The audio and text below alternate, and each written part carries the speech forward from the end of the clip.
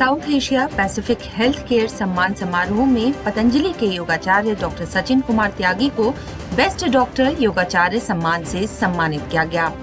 मेडलिंग्स द्वारा आयोजित सम्मान समारोह में एलोपैथी, आयुर्वेद और होम्योपैथी के बेस्ट डॉक्टर्स को सम्मानित किया गया। योगाचार्य डॉक्टर सचिन त्यागी ने बताया कि चिकित्सा के क्षेत्र में जिन डॉक्टरों ने बेहतर कार्य किए हैं उनको सम्मानित करने के लिए मेडलिंग्स द्वारा समारोह आयोजित किया गया था। सभी चिकित्सा के क्षेत्र में जिन्होंने अच्छे कार्य किए उसको लेके वो अवार्ड का कार्यक्रम आयोजित किया गया मेडलिंग्स के माध्यम से। योग के क्षेत्र में उन्होंने मेरा नाम छू मुझे लिंक भेजा, कॉल किया कि आप आइए और हमने सेलेक्ट किया है योग के क्षेत्र में। ये सम्मान पाकर मुझे उन लोगों के लिए अच्छा लग रहा है जो इस फील्ड से जुड़े हुए।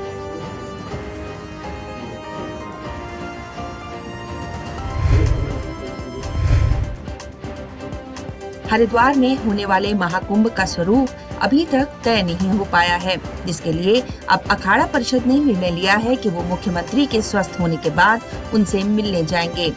अखाड़ा परिषद के महामंत्री का कहना है कि जैसे ही मुख्यमंत्री त्रिवेंद्र सिंह रावत स्वस्थ होते हैं, उनसे अखाड़ा परिषद मुलाकात करने जाएगा और कुंभ के स्वरूप को लेकर चर्चा करेगा और निर्णय लेगा। देश था कि मुख्यमंत्री जल्दी स्वस्थ होकर हमारे बीच में आए और आने के बाद हम शीघ्र उनको पहले जो है जाकर एक चद्दर उड़ाकर और तमाम देकर उनकी मैं कामना करेंगे, शुभकामनाएं करेंगे। साथ ही हरिगिरी महाराज ने कहा कि अखाड़ा परिषद 20 फरवरी का इंतजार कर रहा है। उनका मानना है कि हरिद्वार में होने वाला कुंभ भव्य और दिव्य ही होना चाहिए। कि 20 फरवरी का इंतजार देख रहे हैं, क्योंकि 20 फरवरी को निश्चित ये देश से कोरोना का विदाई समारोह के पहले उनका होना है। अब विदाई समारोह कराने में हम लोग कामयाब रहे तो ये समझिए कि मेला अपने आप में ऐतिहासिक है, क्योंकि हर आदमी, हर वर्कर, हर मुख्यमंत्री का तो छोड़िए आप, हर वर्कर मुख्यमंत्री ने तो हमको वचन दिया था, ऐतिहासिक व्यवस्थाएं थी।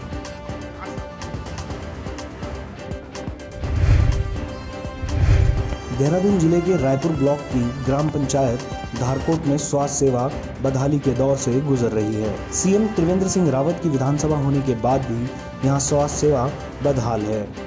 कई बार यहां के जनप्रतिनिधि और ग्रामीणों ने शासन प्रशासन से यहां की बदहाल स्वास्थ्य सेवा को सुधारने की मांग की, लेकिन आज तक व्यवस्था में कोई सुधार देखने को नहीं मिला, जिससे ग्रामीणों में काफी नाराजगी है। सबसे पहले तो मेन हॉस्पिटल की समस्या है। हम सरकार से मांग करते हैं कि हमारी जो ये सन 17 से हमारी ये मांग चल रही है, 2 बार हम मुख्यमंत्री के पास मिल चुके हैं। सारी टीम हमारी, ये जो हमारे ग्राम सुधार महिला संगठन में वरिष्ठ उपाध्यक्ष हो, और हम 3 बार जो है मुख्यमंत्री से मिल चुके हैं कि हमने हॉस्पिटल की लिखित रूप में कंप्लेंट कर रखी है और अभी तक इसका कोई मसला हल नहीं। हमें उच्चीकरण चाहिए, 10 बेड का हॉस्पिटल चाहिए। का संचार होता है तो अगर कभी ट्रांसफार्मर हो। कोटद्वार थाना क्षेत्र के अंतर्गत सिताबपुर में बीते 25 दिसंबर को बंदूक की नोक पर एक बड़ी डकैती की घटना को अंजाम दिया गया था, जिसमें कोटद्वार पुलिस ने महज 10 दिनों में ही डकैती का खुलासा कर दिया। एसएसपी पौड़ी पी रेणुका देवी ने आज कोटद्वार पहुंचकर इस बड़ी डकैती का खुलासा किया, जिसमें एसएसपी पौड़ी गढ़वाल ने बताया कि जिनके घर डकैती हुई थी इसके पीछे उन्हीं के रिश्तेदारों का हाथ था, जिसमें अंतर्राज्यीय गिरोह के 5 डकैत मुजफ्फरनगर और सहारनपुर के डकैतों का सहारा लेकर इस डकैती की घटना को अंजाम दिया। तो उनसे पूछताछ पर यह पता चला था और 2 अभियुक्त हैं इस घटना में अभी वांछित चल रहे हैं। एक प्रवीण है, वो इस घटना का मतलब वादी है, उनकी रिलेटिव है। तो उन्होंने इनके घर के बारे में सूचना दिया है, इसी से इन लोगों ने प्लान करके ये घटना किया था। तो वो अभी वांछित हुए। एक और अंकित है, तो वो भी वांछित है। तो हम अभी प्रयास करेंगे उनको भी जल्दी से जल्दी गिरफ्तार किया। पुलिस ने 5 आरोपियों को मुजफ्फरनगर से गिरफ्तार किया। पुलिस महानिदेशक द्वारा इस घटना का अनावरण हेतु पुलिस टीम का उत्साहवर्धन किया गया। पुलिस टीम को 20,000 रुपए इनाम के तौर पर भी दिए गए। गिरफ्तार अभियुक्तों से 3 तमंचे, 8 जिंदा कारतूस समेत 2.5 लाख रुपए की नकदी बरामद की गई। हमारा कोटद्वार की टीम द्वारा मुजफ्फरनगर में 5 अक्यूज को अरेस्ट किया गया था 5 अप्रैल से हमने कितना भी यहाँ पर लूट में सामान मिला था वो सामान बरामद हुआ है।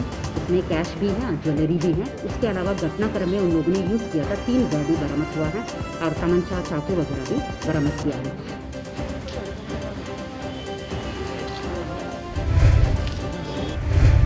पौड़ी के मुख्य बस अड्डे के पैदल मार्ग के सुधारीकरण की मांग को लेकर आज पौड़ी की स्थानीय महिलाएं आक्रोशित दिखी। महिलाओं ने पौड़ी के मुख्य बस अड्डे पर जाम लगाकर अपना आक्रोश व्यक्त किया। स्थानीय महिला अनीता रावत ने बताया कि पौड़ी के मुख्य बस अड्डे से मॉल रोड तक जाने वाले पैदल मार्ग लंबे समय से क्षतिग्रस्त हैं और उनकी ओर से समय समय पर नगर पालिका पौड़ी को इसके सुधारीकरण के लिए मांग की गई थी। साथ ही उनसे आग्रह किया गया था कि जल्द इस रास्ते को चलने योग्य बनाया जाए। उन्होंने बताया कि इस रास्ते पर पैदल जाने वाले लोग बहुत बार दुर्घटनाग्रस्त हो चुके हैं, लेकिन पालिका की ओर से उनकी बातों को अनदेखा किया जा रहा है। इसको लेकर आज उन्होंने मजबूरन पौड़ी के मुख्य बस अड्डे पर जाम लगाकर विरोध जाहिर किया। तो ये रास्ता बहुत क्षतिग्रस्त है, इसकी बहुत ही बुरी दुर्दशा हो रखी है। इस रास्ते के विषय में मैंने भी अध्यक्ष जी से बात की थी पर्सनली कि अध्यक्ष जी प्लीज़ ये रास्ता बना दीजिए, इसकी बहुत ही बुरी दुर्दशा हो रखी है। तो अध्यक्ष जी ने मुझे ये जवाब दिया था कि मैडम आप कल की आई हुई हैं, आपको कुछ अता पता तो रहता नहीं है। पौड़ी की जनता मुझे 3 बार यहाँ अध्यक्ष के रूप में चुन चुकी हैं। तो ये जो रास्ता है स्टेशन के साथ ही ये रास्ता बनेगा, इसका प्रोजेक्ट जो है कि इसके साथ ऐड है। नगर पालिका के अधिशासी अधिकारी प्रदीप बिष्ट ने बताया कि पौड़ी के मुख्य बस अड्डे का निर्माण कार्य चल रहा है और इस रास्ते का सुधारीकरण भी होना है, लेकिन लोगों की मांग को देखते हुए पहले इसी रास्ते का सुधारीकरण करवा दिया जाएगा। ऊबड़ खाबड़ हो रखा है और इसको पहले हमारा ये प्लान था जब बस अड्डे का निर्माण कार्य इसमें शुरू होगा उसके बाद इस अच्छे शहर का सौंदर्यकरण करते हुए इसको बनाएंगे। लेकिन पब्लिक की ये मांग है कि इसको तुरंत बनाया जाए, तो इसमें तुरंत 1 महीने के अंदर इसमें कार्रवाई करते हुए जो स्टेप इसके खराब हैं और जो रेलिंग टूटी है उसमें सुधार किया जाएगा।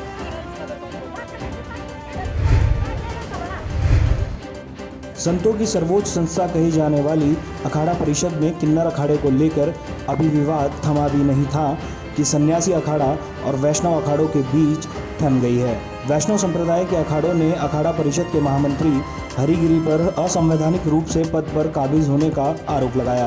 वैष्णव अखाड़ों के अनुसार अखाड़ा परिषद के अध्यक्ष और महामंत्री दोनों पद सन्यासी अखाड़ों के पास हैं, जबकि इनमें से एक पद वैष्णव अखाड़ों के पास होना चाहिए। अखाड़ा परिषद के अध्यक्ष पद पर प्रमुख सन्यासी निरंजनी के महंत नरेंद्र गिरी हैं।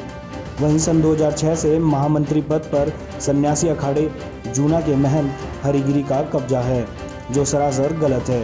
वैष्णव अखाड़ों ने अखाड़ा परिषद के महामंत्री महंत हरिगिरी को आड़े हाथों लेते हुए कहा कि वे जूना अखाड़े के संरक्षक हैं और उन्हें बतौर संरक्षक अखाड़ा परिषद में शामिल होने का अधिकार नहीं है।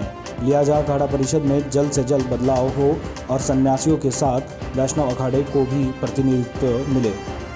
अखाड़ा परिषद का जो वर्तमान में जो गठन है ये असंवैधानिक है, क्योंकि पुराना विधान चला आ रहा है, पुरानी परिपाटी चली आ रही है, पुरानी परंपरा चली आ रही है।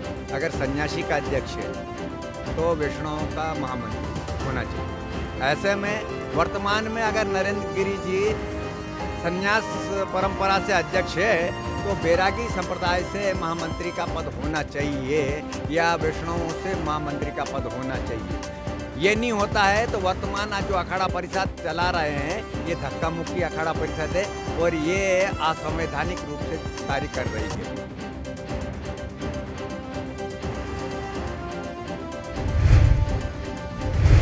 हरिद्वार में 14 जनवरी को मकर संक्रांति का स्नान होने जा रहा है, जिसको लेकर कुंभ मेला पुलिस ने अपनी तैयारियां करनी शुरू कर दी है।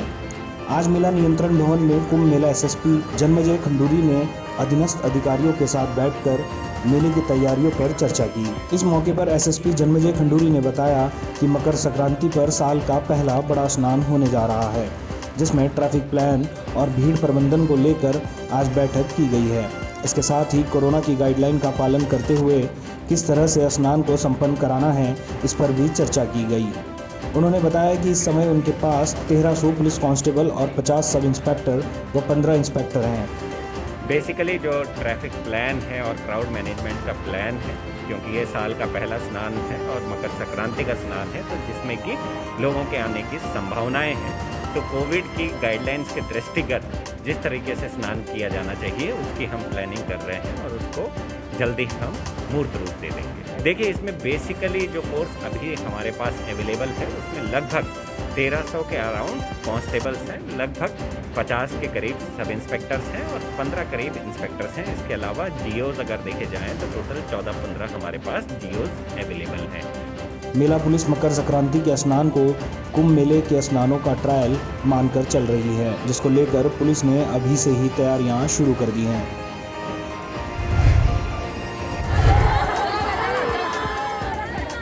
हल्द्वानी में तेज रफ्तार डंपर ने 7 साल के बच्चे को कुचल दिया, जिससे मासूम बच्चे की मौके पर ही दर्दनाक मौत हो गई। हादसे की खबर मिलते ही परिजनों सहित आसपास के लोगों ने मौके पर पहुंचकर जमकर हंगामा किया, साथ ही डंपर पर पथराव भी किया। मौके पर पहुंची पुलिस ने भीड़ को नियंत्रण में किया और शव को पोस्टमार्टम के लिए भेज दिया। जानकारी के मुताबिक राजपुरा क्षेत्र में सड़क के किनारे रहने वाले बच्चे अक्सर सड़क पर खेलते हैं। आज भी 7 साल का एक बच्चा खेल के दौरान सड़क पर आ गया, जिस दौरान खनन वाहन में लगे डंपर ने उस बच्चे को कुचल दिया। मौके पर पहुंची पुलिस ने आक्रोशित भीड़ को शांत किया और ड्राइवर को हिरासत में लेकर डंपर को अपने कब्जे में ले लिया।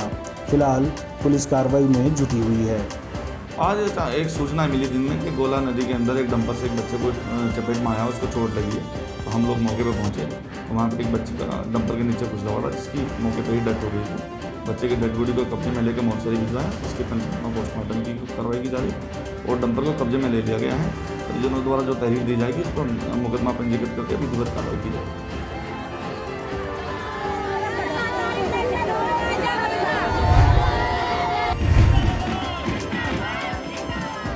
गढ़वाल सांसद तीरथ सिंह रावत ने चमोली भ्रमण के दौरान नारायण भवन में रविवार को यहां आयोजित जनता दरबार में जनता द्वारा उठाई गई विभिन्न समस्याओं की शीघ्र निराकरण के लिए संबंधित विभागों के अधिकारियों को निर्देशित किया। इससे पूर्व क्षेत्रीय जनता एवं पार्टी कार्यकर्ताओं ने सांसद के यहां पहुंचने पर जोरदार स्वागत किया। विकास भवन सभागार में आयोजित जनता दरबार में जनप्रतिनिधियों ने क्षेत्र में निर्माणाधीन सड़कों के निर्माण में बरती जा रही अनियमितताओं पर नाराजगी जताई। क्षेत्रीय विधायक मुन्नी देवी शाह ने भी जनता द्वार में उठाई गई सड़क संबंधी समस्याओं की पुष्टि करते हुए कहा कि संबंधित विभाग व कार्यदायी संस्थाएं निरंकुश होकर कार्य कर रही हैं तथा जनता व जनप्रतिनिधियों की शिकायतों पर कोई ध्यान नहीं दिया जा रहा है।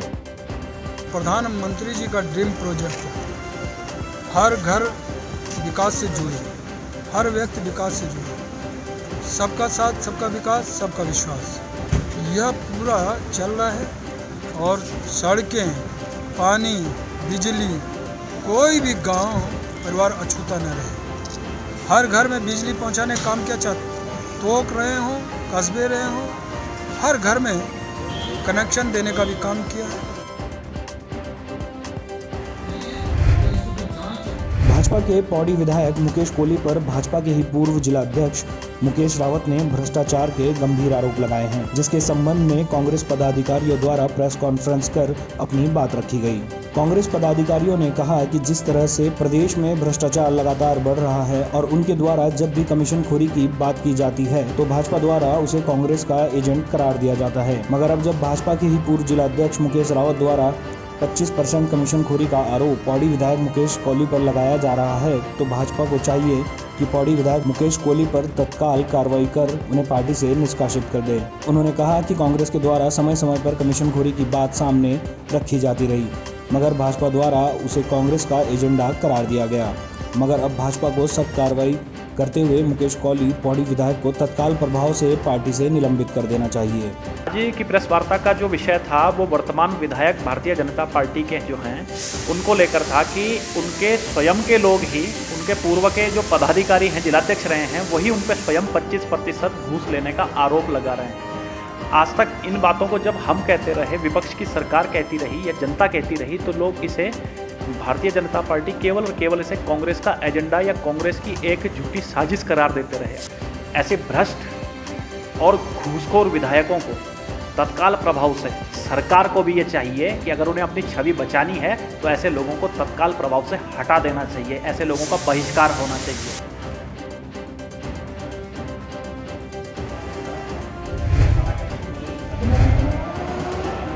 दिल्ली के उप मुख्यमंत्री मनीष सिसोदिया आज उत्तराखंड दौरे पर रहे। कैबिनेट मंत्री मदन कौशिक को खुली चर्चा का न्योता भी दिया था, जिसके बाद आम आदमी पार्टी के कार्यकर्ताओं ने खुली बहस के लिए एक निजी सभागार में कार्यक्रम भी रखा था, जिसमें उत्तराखंड के मंत्री मदन कौशिक नहीं पहुंचे।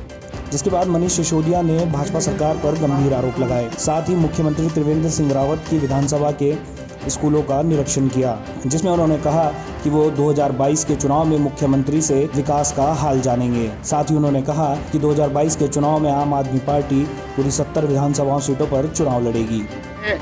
आज उत्तराखंड आया था और उत्तराखंड में ये देखने आया था कि मुख्यमंत्री त्रिवेंद्र सिंह रावत जी और मुख्यमंत्री मदन कौशिक जी ये जो काम कराए हैं, स्कूलों पे जो काम हुए हैं, उस पर अस्पतालों पे जो काम हुए हैं, बिजली पानी पे जो काम हुए हैं, उस पर कुछ बहस होगी, लेकिन बहस में तो वो मंत्री जी कह के पीछे हट गए। और अब जो मैं सोचा कि जाते जाते एक स्कूल भी देख लें, तो ये मुख्यमंत्री जी की विधानसभा है, यहाँ का ये स्कूल है सड़क के किनारे, इसलिए इसको मैं देखने आ गया। यहाँ मैं देख रहा हूँ स्कूल तो खैर जैसा है सो है ही है।